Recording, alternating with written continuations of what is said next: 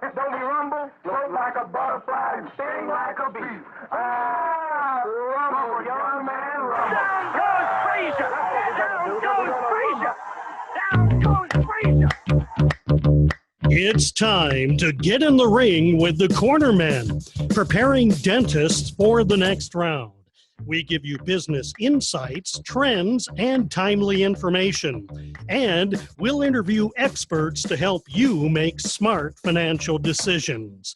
Now, here are your Cornermen, Rob Joyce and Mike Bark. Welcome back to the Cornerman Bull Moose Podcast. Today we are joined by Scott Gullickson of Pinnacle Consulting Group.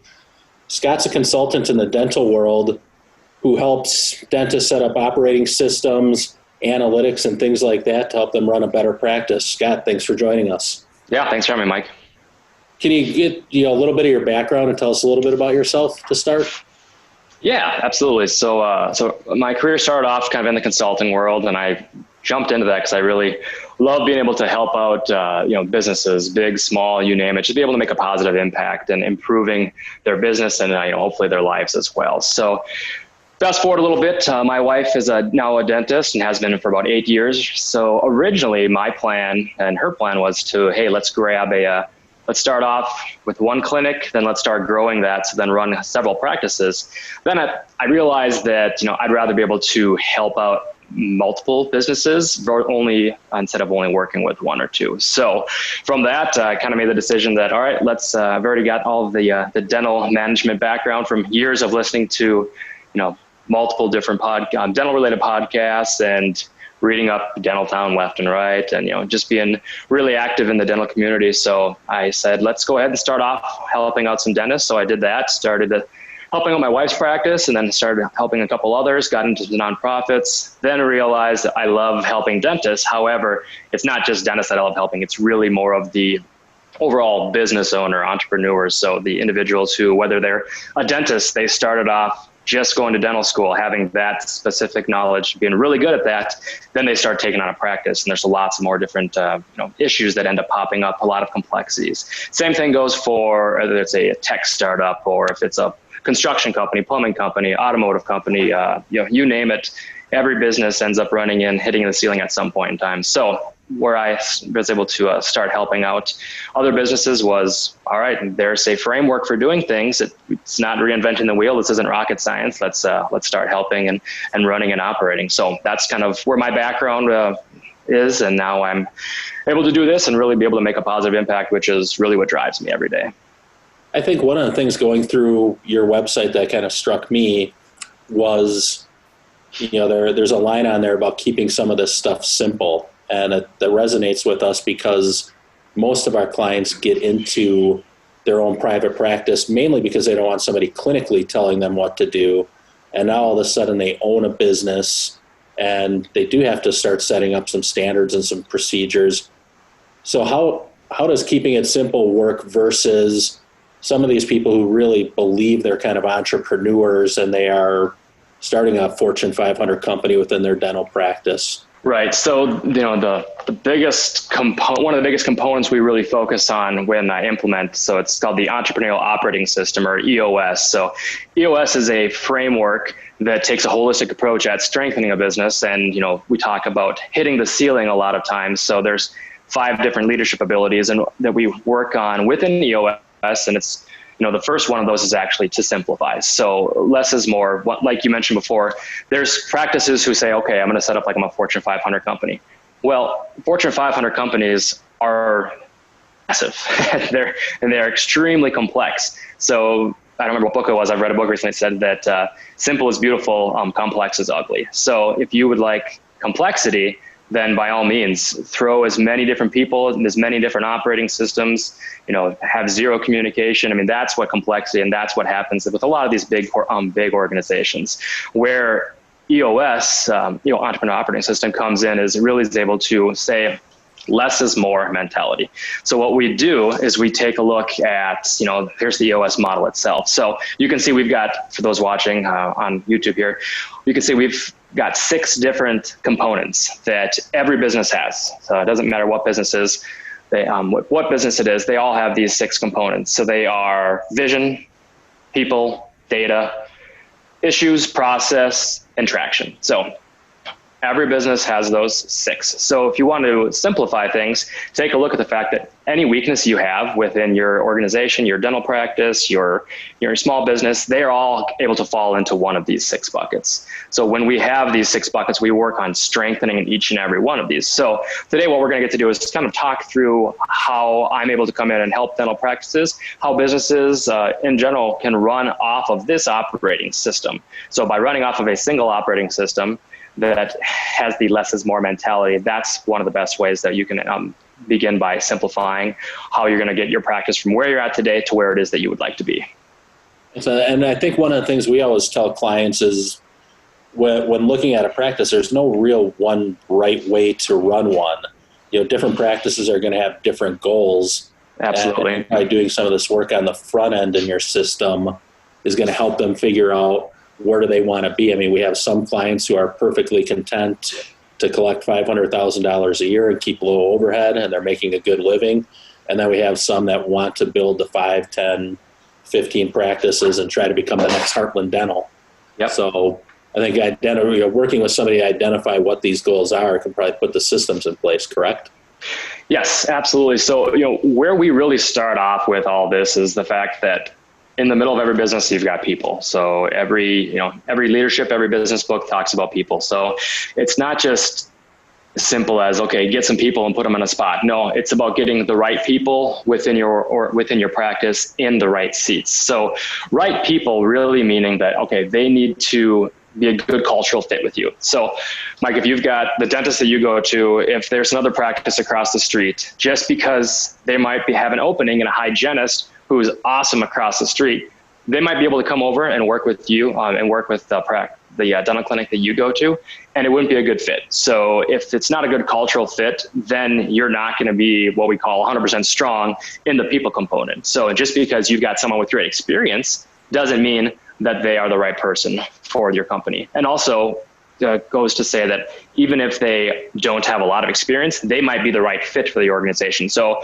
it's getting great people in the right seat within every seat that you're going to have. So, the right people is one component and the right seat is the other component. So really we take a look at figuring what's the right structure for you. So you mentioned before that, all right, some practices, it might be the goal of, hey, let's go ahead and have, let's have 3 ops, let's have a couple hygienists, a couple assistants in a single doc, where you might have others who are, DSOs who want to get to that Heartland level, and they are going to have a different structure for where they want their company to be in the future.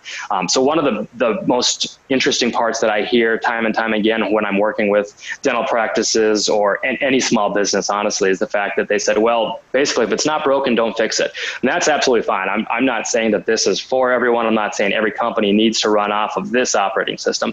The fact is if you're not satisfied with where you're at and you're wanting to get more from your business, something's broken, we have to fix it. So where I start with all clients, and I recommend every business to do this, whether you're working with a consultant, an implementer, you name it, is take a look at your structure and really define that as far as where you're at today, where you want to be a year from now, and build out the structure based upon that.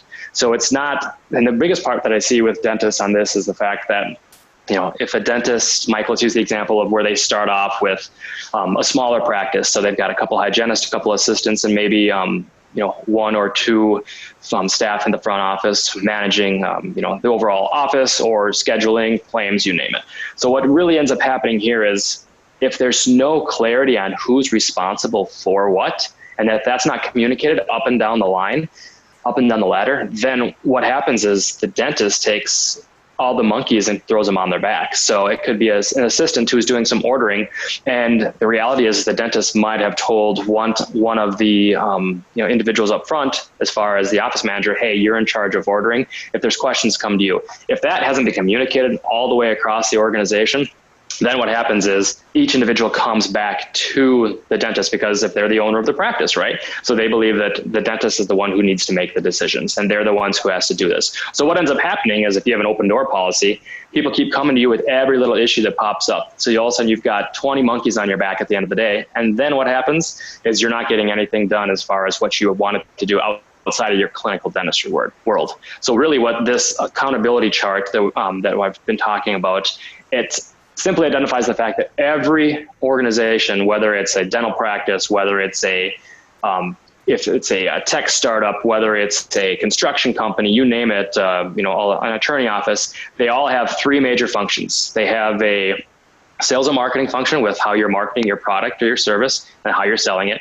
Then there's the operations function, which is how you are actually either, making your product or delivering your service, and a finance function with how money flows in and out. So every organization has that, including dental practices. So what's crucial, really important for them is to identify each practice is going to be different. What's the right structure for us? If you're a 6-person practice, it's going to look different than if you're a 20-person practice. But either way, it's identifying what are those major functions that you have, what are the major roles within those functions, because then that is how we really help drive the accountability side of things. So if you've got, for instance, a scheduling coordinator who's also in charge of everything finance related, they're also running through all of your claims, accounts payable, accounts receivable. Anytime there's a question in one of those areas, Mike, they go directly to that individual that's called out. So this really helps us clarify and get the dentist to focus, or the practice owner to focus on, hey, what is it that I love to do? I went to dental school for 8 years, or I went to schooling for 8 years, took out all this loan to be able to really focus on doing what I love. Some dentists might only love the clinical side, which is absolutely fine. That's what they went to all the education for and spent all the money to get there. But there might be others who said, hey, I love the clinical side, but I see myself as a visionary where I'm going to keep growing this company and getting it to the next level. It would seem, if you read Dental Town or even our experience with our clients, there always seems to be almost an adversarial relationship between the staff and the owner dentist. In terms of hiring people, is it better to get the right personalities or the right people, or is it making sure you're actually hiring for the right role within that particular office? And what I mean by that is, if you have an insurance coordinator need, are we looking for a completely different personality type? Or if we get the right person, the thought maybe we can teach them different skills as we go along. Yeah, that's a great question. So with EOS, we really take it a two-seat approach. So it's the right person and the right seat. So right person, actually, when I work with clients, what we do is we say, okay, we're going to go ahead and identify what our core values are. So let's just say you've got 4 core values. And then we're also going to do something we call GWC. So we're going to make sure the person gets it, that they want it, and that they have capacity for it. So it's actually just a really simple tool that we use, and it's not, bulletproof by all means, but it does really help push you in the right direction. However, if you have someone who only matches perhaps 2 out of your 4 core values, or they get it and they have the capacity for it, but the reality is that they don't really want it. They might have been part-time before, they lost that job, this one's full-time, and they don't want it. At the end of the day, you're going to have someone who's not wanting to be there. And if you have someone who's not want to be there, they're not engaged. They're not going to help you drive towards what the vision of your overall practice or company is at that point in time. So it's really twofold. It has to be both. It has to be someone who, gets it, wants it, and has capacity for it, and who's going to be a good cultural fit as well. And is that something your company can help, maybe designing interview questions or an interview process to help identify the right people to get them in there? I mean, obviously hiring something that's more of an art than a science. Right. Yeah. You're going to break a few eggs along the way, but are there ways you can help maybe increase the chance of success? Yep. So what we do provide outlines as far as recommendations on when you're going through any process, right? So I don't come in and show you, okay, these are the interview questions that you have to ask. This is the amount of time you have to go in between. We provide best practices for that, because the reality is every organization, every industry is going to be different. I can make a recommendation to say you should really be doing a 90-day trial period with them before you bring them on board full time. But then other companies might say, no, we need to hit the ground running right away. After 90 days, I need them to be at 100% capacity at that point in time. The approach that we take for that is more so, let's document what your core processes are, right? When it comes to hiring someone, so that if you're hiring the scheduling coordinator, and the scheduling coordinator position, someone, you bring them in, you think you have the right fit, and then 6 months later they leave town for whatever reason. Well, then you've got to start the process all over again. So you shouldn't be reinventing the wheel every time. And this is, we talked about the simple beforehand. And this is one of the core processes that they have to make sure that we're following. So where I help with that is, let's get everyone on the same page as far as what are the core processes that make your company unique, right? So first, document what those 6 or 7 or 8 processes really are. Then let's simplify them. So take a look at, if you're starting A and you want to get to Z, how do you simplify that? What can you remove to decrease the complexity overall that you have? So when you're getting from A to Z, it's documenting the 20% that's going to get you 80% of the results. So I've seen it too many times where someone starts with a new company and they've got a standard operating procedure for everything, but it's 75 pages long for each core process. No one's going to learn a 75-page core process, and it's going to be impossible to also be able to train on that and to manage and hold people accountable to that. So that's, once again, simplify, less is more mentality. Document 20%, that's going to get you 80% of the way there. So then for this example you brought up of I'm hiring a scheduling coordinator, they are then able to interview someone, whether it's a scheduling coordinator, if it's going to be someone who's doing, whether it's an assistant, a hygienist, a new dentist, whatever it might be, it's going to be the same process for how they post the position, for how they interview, their 3 steps throughout the interview process, the 15 questions that they're going to ask, what it looks like once they sign their contract, the first 60 days, 90 days, whatever it might be. So then they're not reinventing the wheel every time. Excellent. And then, so we get the right people, we get the right team in place. Mm-hmm. Then what are we looking at in terms of kind of building this whole EOS system out? Yeah, so as a whole, really once we get the right structure in place, then we really want to right away hit the ground with the traction component that we call. So traction is all about being able to execute on your vision each and every day and driving discipline and accountability within the organization and really getting greater focus. So when we do this, there are many different ways on which people can really help drive accountability within the organization. But what we like to do is kind of focus on a couple different pieces, and that's both rocks, meaning what are your priorities, and then just the meeting pulse, what that looks like. So when we say rocks, that really comes from, I'm sure you've seen, maybe you haven't seen, there's a YouTube video where a professor sits in front of the class, has a glass jar. First, he throws a bunch of water in, then throws the pebbles in, then the sand, and then the rocks. There's no room for the rocks at the end. So it's the mentality of make sure you put the rocks, the big items, have those be what need to get done first and foremost, and really focus in on that. And the reality is a dental practice is going to have anywhere from 5 to 15 people on average. And if you're trying to focus on, 20 different things at any given time, what's going to happen is you're going to focus on so many different things, but there's really no energy flowing to any of those, and you're not going to be getting a whole lot of stuff done. So instead of focusing on 20 things, we really try to narrow it in and say, okay, what are the 3 to 7 priorities that need to get done in your practice this quarter, right? So let's say 3 to 7, less is more. And the reason we look at it a quarter at a time is because it's really creating that 90-day world. So it's human nature is every 90 days, you're going to lose focus. So that's why we set our goals. So let's start off and say, all right, 1 year from now, we want our dental practice to be producing $1 million. Okay. So one of your goals then for this quarter and one of your rocks for this next 90 days is going to be, all right, we're going to have to hit $250,000. So if you're going to have to hit $250,000, then you can really start breaking it down, or what are all the little things that you need to do each and every week and each and every day to make sure that you can actually get those done. So this isn't where I come in and say, okay, this is what your goals are. This is what you need to do. This is getting your team really dialed in and on the same page. So what we do is we do a little exercise. We say, all right, let's get a list of everything that's most important that you guys want to get done in the next 90 days. What's important right now? We get the list up there. And then this is the leadership team I'm working with. So whether it's, if you have a head hygienist and then an office manager, if you have a head assistant, if it's a single doc practice or a partnership, whatever it might be, this isn't the entire dental practice. It's just a handful of individuals who are the leaders. And then we go and we walk through and we identify, okay, does this really need to get done? Does this help align with what your 1-year goal is, with what your 10-year target is, right? So, and what we do, the reason we do this is to really get everyone dialed in and focused on the same page, so they know, okay, next 90 days, this is what we're going to get done. All right. And that 90 days, this person's accountable for it.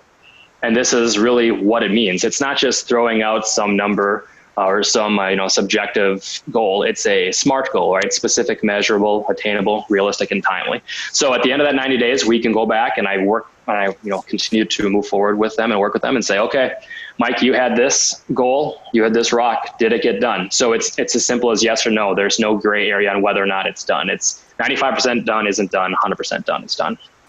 And I mean, I would assume something like this could be used as a tool either to incentivize a staff with a bonus type system, or at least when those annual meetings start coming around talking about raises and maybe resets and things like that in terms of what somebody might be making, of creating some level of accountability. Is this a good tool for that? Yeah, so from an accountability perspective, absolutely, because with EOS as a whole, once again, it takes that holistic approach. So we start off with, okay, these are your company rocks, okay? So I mentioned earlier that we start off with just the leadership team. Over time, once the practice of the small business is ready, they start rolling this operating system all the way down to the organization. So whether it's a company of 5, a company of 50, or 500, anywhere between, at the end of the day, when I'm all done working with them, because I don't stay on with companies forever, because I teach them simple, sustainable solutions, right? So it's not to get embedded and be there forever. It's give them the tools that they need, show them how to execute, and then get out and let them run their own business. But at that point, it's really about making sure that everyone's crystal clear on what's expected of them. And the great way we have this is having these measurables. So when there's a rock and someone gets assigned that rock, there is also a name that goes with that. And there's often other pieces of information as far as data component goes, where there's a scorecard that we use. And that scorecard is actually going to say, all right, if our sales goal if our production goal for the quarter is 250,000, and we are wanting the hygienist to step in and on average hit 25% of that number, well, then we're going to break that down each week to say, what's the hygiene goal? What's each hygienist's goal? So it helps show them whether or not they're really on track. If you're not taking a look at this on a weekly basis, and all of a sudden the end of the quarter rolls up and now you start taking a look. So Mike, you send somebody their profit and loss statement and all their financial statement, quarterly statements, and they're looking at them and they say, oh shoot, our goal was $1 million for the year, but we only hit $175,000 in production for our first quarter. At that point, you can only be reactive. So you can't be proactive and see where adjustments can be made. So the great part about leverage data, of course, is the fact that you pick 5 to 15 numbers that are actually going to give you a true pulse on how your business is doing. And then you've got different individuals on that accountability chart we had earlier. You've got your different functions. Typically, those are going to be the owners. So if you've got a hygienist who owns the whole hygiene process and the hygiene numbers, his or her name is going to be on the scorecard. So if their goal was to hit $20,000 of production each week, and they're only hitting 10 or 15,000, they're the ones who we get to talk with and work through this issue to say, hey, what needs to be solved for this? Do we have too much open chair time? Do we not have enough, are we not getting enough new patients in the door to begin with? Why are there so many cancellations? So it really helps drive a united team, because when we're sharing all the information with them, the greater good of the company is really in the back of the mind. So you're sharing, hey, this is what we're going to get in 10 years. They know, as you said before, what happens about if we hit all these numbers, do we have a profit sharing, or are we able to hit a bonus system? So by setting up a scorecard where you have a take and rocks, where you're saying, all right, these are our numbers that we need to hit. If we hit these numbers, then we're able to share this $10,000 bonus or $20,000 bonus at the end of the quarter, whatever it might be. So having that crystal clear, having everything very clear as far as who's accountable for what, really does help drive that team morale as well. Because if someone's falling behind somewhere, they can help step in where need be. And I think by having a broad-based tracking system like this, if people aren't hitting their goals, it makes it very easy either for an advisor or the dentist themselves to perhaps drill down and go, if we're not hitting revenue goals, is it because we're not getting enough revenue per patient? Is it a matter of not enough new patients are coming in the door? Is it a matter of too many patients are leaving once they come in the door and not coming back that second, third, and fourth time? So I think if they can focus on some level of basics like this, they can always drill down from there to get more data to kind of figure out what's going on. Yeah, absolutely. And I mean, if there's There's a couple takeaways for anyone listening, but this is one of the big ones is if you're not running your business based off of data, so, facts and figures, instead if you're making decisions that impact your business based upon your emotion, your gut, your ego, whatever it is, definitely take this into consideration is that if you can just get a handful of numbers, it doesn't need to be your entire profit and loss statement. It doesn't have to be, 75 numbers that you're looking at once a month. If you can really break that down and say what's most important to your practice, how you want to keep a pulse on your business, this is one of those tools to absolutely leverage and to look at every week.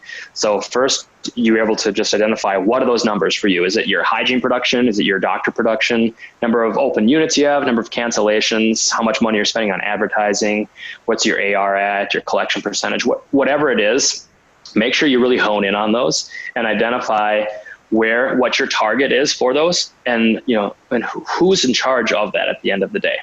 Because then, as Mike was saying before, you can continue to dig further and further into this. So I actually have all my clients take a look at this over a rolling 13 week so they can start to see trends. So for instance, if you have, as you mentioned before, if there's a lot of open units that you're having, or you just are having too many cancellations, whatever it might be, you can dial in and say, okay, look, right here, 8 weeks ago, we stopped our advertising and marketing budget. So we didn't put any more money into it. And then 3 weeks later after that, you can see that our number of open units, chair time went way up. So you can see the correlation of those. You can be proactive then by starting to make some modifications and start increasing your marketing budget once again, and then to see the impact that that's going to have on your open units. And I would also think, even if again, I think most of the clients we have end up making this decision to become a practice owner because, again, that's just the route most people have chosen over the years, and they clinically don't want to be told what to do. But I would say every practice hits certain decision points in its evolution. It could be adding hygiene hours. It could be expanding their space. It could be cutting an insurance that they're using. It could be going to a new building. And having something like this in place is going to help them be able to recognize trends and make an informed decision, I would assume. Absolutely. So one of the topics, kind of what you just hit on, is the fact that there's always issues that are going on. So that's one of the first things when I was talking about the 6 components for the EOS model is everything at the end of the day can be broken down into an issue or a roadblock that falls into one of those components. So you just brought up a great point where there's different issues that pop up at different point in time. So the reality is a lot of time people are trying to solve too much at once. So they're not, identifying what's top priority. So that's where the rocks come in, right? So the rocks saying, okay, if there's a partnership and one partner thinks that, hey, one of the most important things we have to do this next quarter is we have to update our website. And the other partner says, no way, that's not important. What we need to do is we need to get a new hygiene on because our hygiene's booked out 8 weeks right now. If they're not on the same page, they're not communicating that down the line to everyone so they're on the same page. Or even worse, they're both saying one thing in the one ear of all the different staff that they have. And then that causes for a very poor morale, poor health, bad health for overall dental practice, which is no good. So the rocks, the one piece. The issue list is really the other. And what happens with this when you're taking a holistic approach at strengthening a company is, once you get your vision crystal clear on where it is you're going, how you're going to get there, you get the right people in the right seats, and then you start measuring your data, you start taking a look at your data and having measurables, then there's really not too many places for issues to hide. They really become more transparent with what's going on.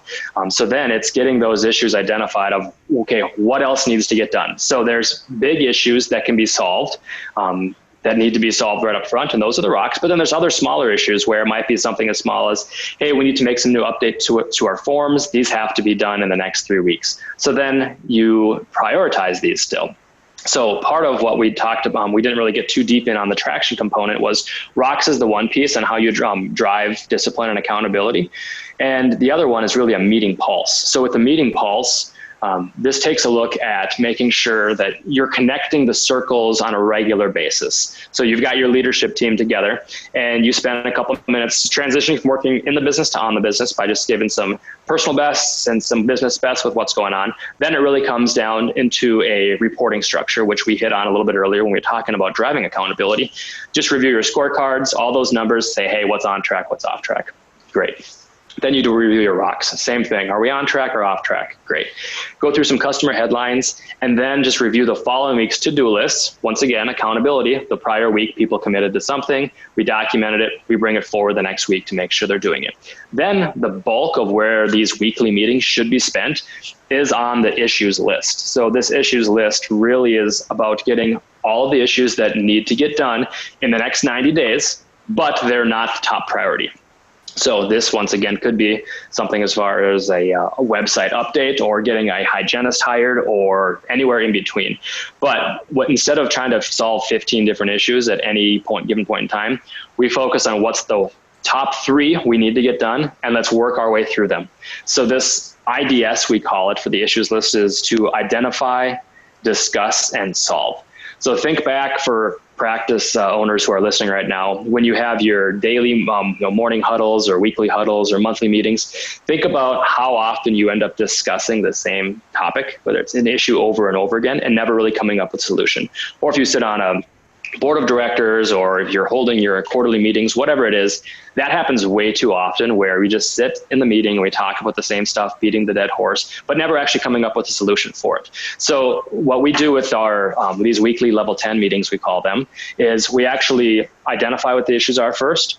If we get to the root cause of the problem of what's the true issue at hand here, let's discuss it, get everyone a chance to say their piece, and then solve for it. And then by solving, we solve for the greater good. And so we lay this down to rest forever instead of bringing it back up. So Mike, you brought up, we've got different issues that are going on. This is actually how leveraging EOS can help solve those and knock them down forever. So we're not talking about the same piece of information that we talked about 6 months ago and that we still haven't had any action on.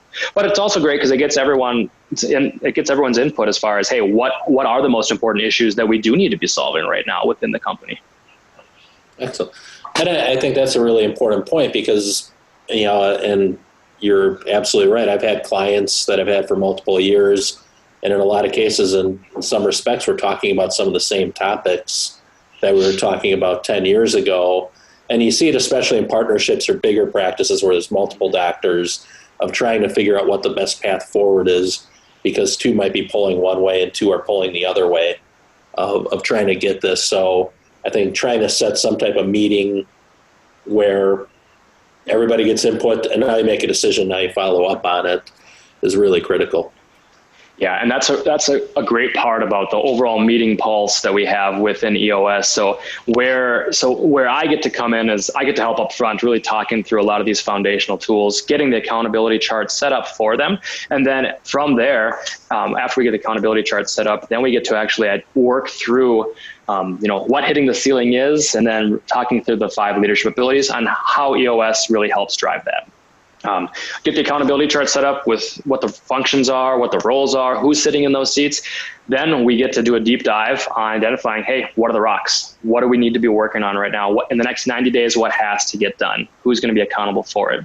Then from there, we take a look and we really do a deep dive into the meeting pulse. So the meeting pulse, one part of that is this weekly touch point that we have. So a huge benefit of that is that it really decreases people's ability to procrastinate. If you've got it to do and your boss tells you, okay, at the end of this quarter, you have to have it done, 90% of people are going to wait until that last week and then they're going to do it. So by creating this pulse where we're meeting on a weekly basis, you really help driving the accountability factor because they do need to get work done every week. So that's one piece as far as what the weekly meetings look like. And then where I get to come in and help out is also on the setting what the vision looks like for the company. So it's very important up front that you're, a lot of people say, why wouldn't you start with the vision, the strategy? That's great to be able to come in, and it's actually a lot of fun to say, hey, this is what we're going to be at in 10 years, or this is what we're going to be at 3 years. That's great, but the reality is that vision without traction is simply just hallucination. So you can have the greatest plans in the world, but if you can't execute on them, that's not going to do you any good anyways. So where I get to jump in is after we figure out, what's the focus for the next 90 days, what are we going to be doing? Then we build out kind of a 2-page strategic plan where we answer these 8 questions, and then we go strictly into an execution mode. And then from there, each 90 days, we continue to take a look back and say, hey, what did we get done the last quarter? Okay, great. Now let's take a look and review this vision and traction organizer. So there's 8 questions, which we'll walk through in a second here. We'll walk through those. And then after we walk through those, then we get to spend our time setting what our priorities are for the next quarter. So we regain alignment. We get everybody on the same page. We really are crystal clear with what our intentions are of what we're going to get done and who's doing it. And then we get to spend a fair amount of time working through the issues that might have been on our issues list every week, but they were too low and we just didn't get to them. So now we're going to take a good chunk of time and we're going to spend a couple hours working through those issues and then solving them, most importantly, so we can continue to run our business and grow our business. And I think one of the things almost every business owner gets stuck on is you get stuck in doing the day-to-day, whether it be, for us doing tax returns or answering PPP loan questions, or obviously for the dentist, just trying to get through that next day of maybe taking a little bit of time going through this. And, it seems to me that if you take the time, go through some of this, you're going to avoid heavy problems in the future because you're working on this a little bit at a time versus now something's a crisis and now it requires everybody's attention. Yeah, I mean, you nailed it. Obviously, the huge thing going on right now is with the pandemic and how, where are we supposed to be focusing our time? And, a lot of pushback, honestly, that I get up front is people say, well, I can't take, 60 or 90 minutes once a week to step back and work on my business, just, spend 60 minutes solving issues. Well, what I can tell you is I've never had a client who's come back to me afterwards and said that, yeah, you were right. They told me I was wrong as far as, the fact that they were nervous that if they had to stop what they were doing and work on their business for 90 minutes once a week, that was going to have a big impact and really push their ability to get more stuff done. It ends up being the opposite, because the fact that you are focused on getting an update with reporting where you're at and your different most important pieces of your business, then you get to solve the most important issues. So instead of, I used the analogy of monkey on your back earlier, instead of having an open door policy and having every issue brought to you and picking something up, spending 15 minutes trying to solve it, picking something up, spending 15 minutes trying to solve it, it doesn't work out very well that way. So by spending this time focusing on your issues, you're prioritizing them and you're solving them for good. So it is saving a large amount of time down the road, whether it's, a week down, a month down, or a year down. Exactly, because I do think a lot of the little problems start to build up and just become time consuming in that effect. So investing a little bit of time on the front end, is going to reap some benefit. I also, when putting together a system, clients will always ask, that there's a number of different consultants they can go to. Many have prepackaged systems, so if you go to certain consultants, you're going to do it, quote unquote, that consultant's way. This seems to be a little more open-ended where it is a process. However, the dentist is going to define what that process ends up being. It's not the Scott Gullickson, well, here's exactly how you should run a dental practice. Right. Yes. So great point. And the fact that I mentioned earlier, so this Entrepreneurial Operating System is the company's EOS worldwide. So Gino Wickman, he is the founder of this. This is all trademarked, everything that he's doing. This is not something that I created and that I started rolling out, and it's working for companies, and I'm trying to get more people to do it because it's worked on this many. No, this is being used by over 80,000 companies throughout the world. There are hundreds and hundreds of implementers who get to come in and help businesses do this. So this is a proven process. This is not some flavor of the month. This is all based off of practices that have been proven over and over, have been used for hundreds of years, and will be used for hundreds of years more. And that's the great part about it. And it truly does take that holistic approach. I mean, Mike, we've covered a lot of stuff today, and I mentioned before I could sit here and talk for 6 hours about it. There is a lot, but the great part about it is you can see here, for those looking at the screen, is that the process and how it works is you start off with a focus day, right? So that focus day, you're really setting the foundational tools down.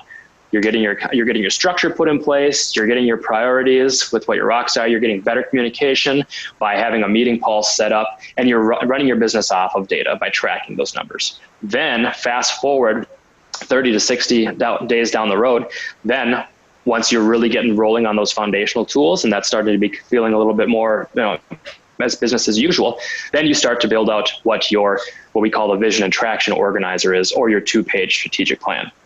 So that takes, we do that over 2 separate days, because we spend the first part of that day, all right, let's review the foundational tools. Let's make sure that everything we learned together on day 1, we're feeling comfortable with. Then we work our way through, and we really start taking a look to say, okay, what are the core values? So what does this dental practice or small business, what are the core values that we have? What's our core focus? Why do we do what we do? What is our niche? What are we great at?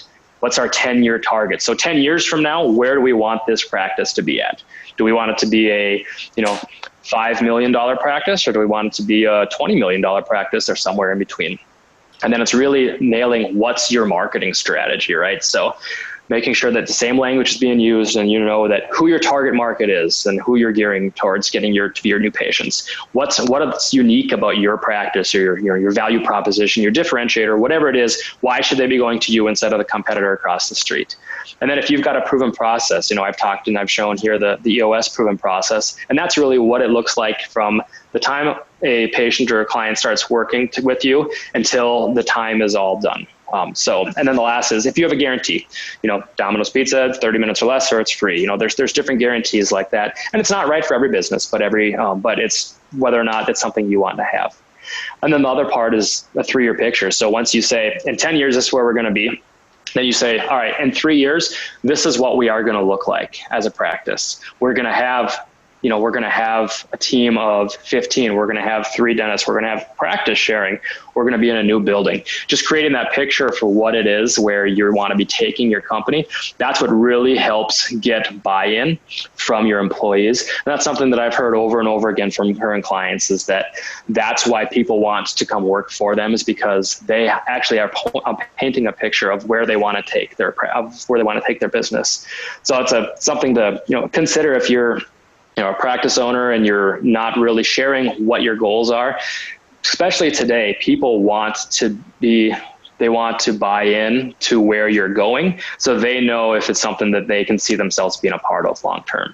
Otherwise, unfortunately, you might have some people who are kind of job hopping because they might be getting $1 more across the street, or they might offer an extra week of PTO across the street. There's a real push that we've seen within dental, and probably to some extent led by Howard Ferran and Dental Town, of really trying to bring a cost accounting element into dentistry, or bringing it into a profession. So we have a number of clients who are investing money in software programs and things like that to, essentially become kind of a Moneyball version of a dental practice. I guess our question is, it's important to track the data. However, do you get to a point where it ends up crippling an operation? One of the things we've always said to clients is, if you knew every data point perfectly, would you change your behavior? And most will say no. However, it seems like your system is tying what the ultimate goal is of a practice and having them track certain numbers to see if they're moving toward that goal, versus here's 9 million different data points, go figure it out. Yeah, that's a great point. And for years, my mentality has always been, what are you going to do with the information that you have? And that's where, when we take a look at, when you have a 3-year picture, when you say, okay, in 3 years, so let's just say it's, January 1st, 2023.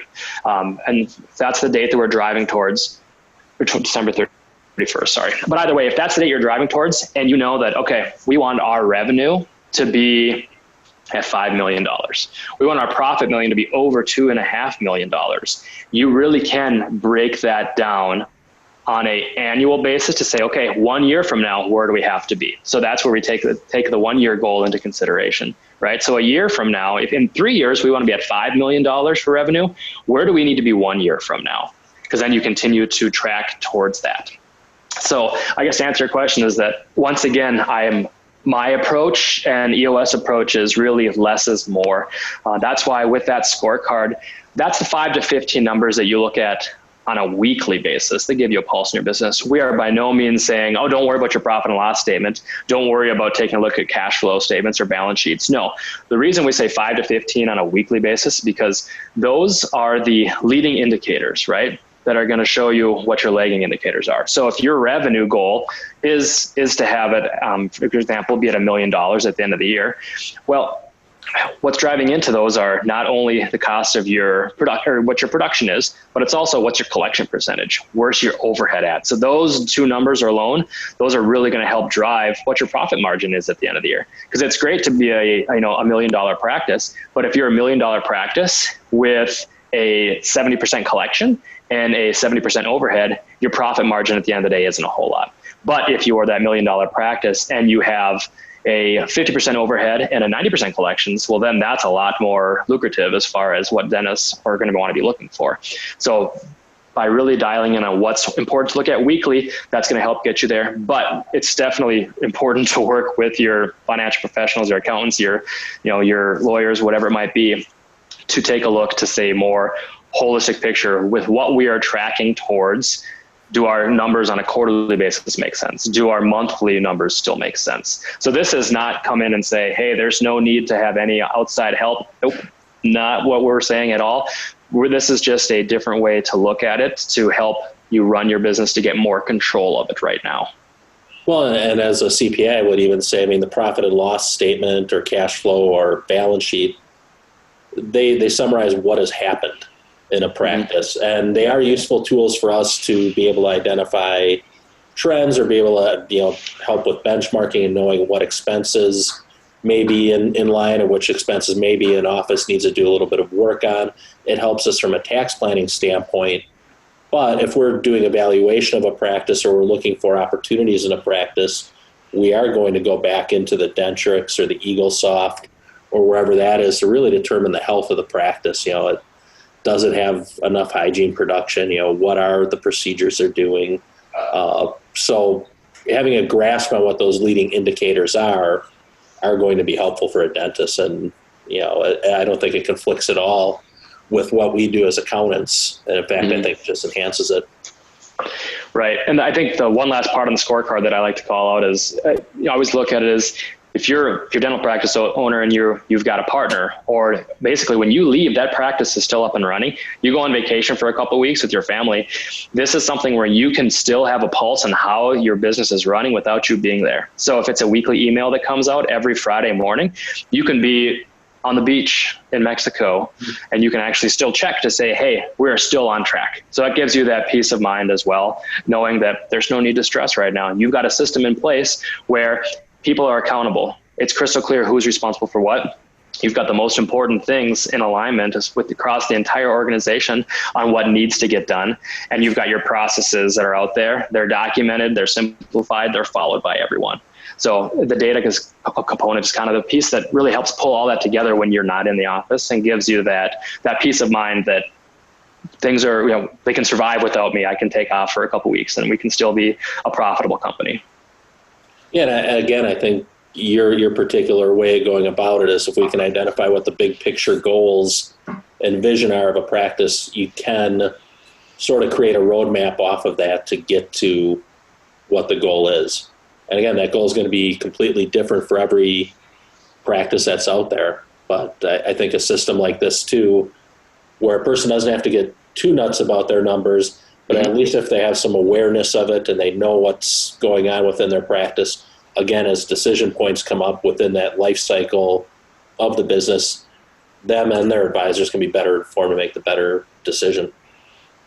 Right. And I look at it right now too with, mid-pandemic is the fact that if you really are dialed in with what your numbers are and you are crystal clear on what's priority, what your issues are, your team is meeting on a regular basis once a week to identify what's the most important issue. So we ran into the PPE issue many months ago back here in Minnesota in May. And at that point in time, that was one of the big issues is how are we all going to get this? This is going to do a crazy amount of number on our overhead if we're having to spend $5 a pop for a gown that's going to get thrown away. We can spend $50,000 to $60,000 a year on gowns alone. So by having a system in place like this for how to run your business, instead of worrying about everything that's going on, once again, this is, okay, these are the most important things. What's the safety of our staff? Okay, are we good? We're covered? Great. What's the safety of our patients? Okay, great. Do we have all the protocols and the systems in place that we need? So it's really, instead of worrying about 50 things, all right, let's get those 3 things first. Let's knock those out and let's go to the next 3 and keep running on that. And that's one, really great thing that I got to hear from several clients was that during the pandemic, they didn't skip a beat. Like, they just kept executing as business as usual. Yes, things change. One of the biggest changes and impacts that we had is, we set rocks on a quarterly basis. So every 90 days, we took a different mentality of, all right, to begin with, let's look 1 week out. All right. And then once things were a little bit better, we said, hey, this is the 3 things that need to get done this week. Then it was, okay, does it make sense to look 2 weeks out, then a month out? So now we're back to looking 90 days out. But the fact that they were able to run their business and they had control and they knew what was going on. And by, using their scorecard again, they could really track and be able to be more proactive. That was all really helpful for them. And a lot of them, several of them said that they don't really know if they would have been able to get through the pandemic. If they did, they said they know they would not have been as well off as they're doing right now and still thriving. Well, I think one of the things the pandemic, I think to some extent taught us about our clients, to some extent, too many of them spent too much time worrying about the unknown. So again, for example, there was all sorts of debate as to when they should take a PPP loan and whether it was going to be a good thing. And in that process, kind of losing track of what is actually really important within their office, because there are certain things out of our control. For example, on the PPP loan, we assume at some point they're going to fix it and it's not going to be taxable, but we don't know. We don't know exactly what the tax environment's going to be in 2021. So we probably shouldn't spend a ton of time worrying about what it might be versus, fixing the stuff that are within your control in a practice. And it seems like this would keep them on a better track to do so. Yep. I mean, you nailed it. As far as you don't know what you don't know, so why worry about it? There'll be plenty of stresses that come tomorrow. So let's not jump to conclusion. All we have control over, what we can physically change. If a governor comes and states that, we're pulling out for 2 more weeks, we have no control over that. Is that an issue? Yeah, that's gonna be a huge issue. However, with this in place, you're going to go ahead and approach it the same way. You're going to talk with your leadership team. You're going to wake our way through of, hey, what needs to get done? Who needs to get called? What lab work has to be brought in so we can finalize these cases before there's too much movement, et cetera. Well, I think the other helpful thing too, again, every practice is unique and it's different. And I think one of the good and the bad of the social media is people have been able to interact with other practice owners, and dentists in general do a very good job of communicating with one another, best practices and whatnot. But there gets to be this, kind of an arms race between, well, I think this guy is doing this, so therefore I need to be doing it as well. And again, I think they need to step back and look at, well, what's in your best interest? And understand people who are talking a lot about their practice or how successful it might be. You're not seeing their numbers. You're not seeing audited financial statements. They could be completely puffing that up. So, something like this helps.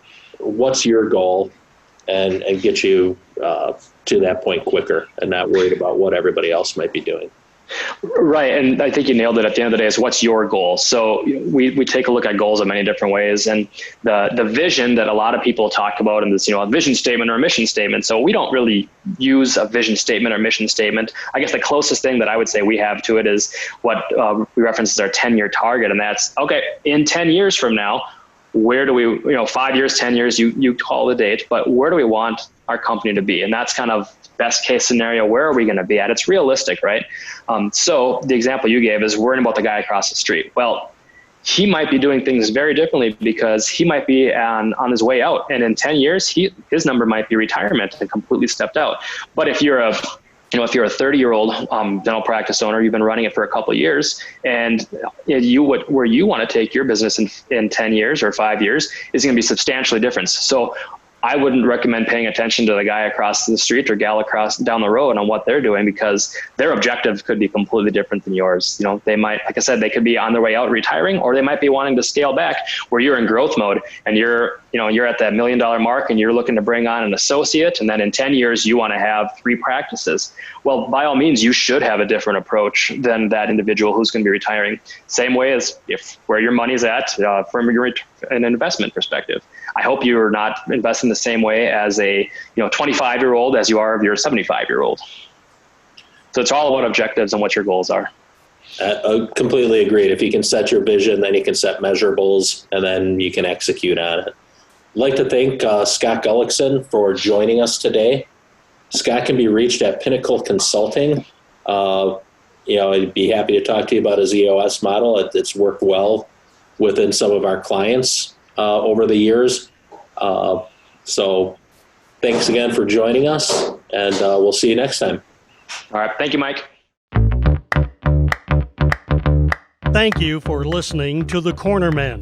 Be sure to leave us a review and subscribe to us wherever podcasts are found.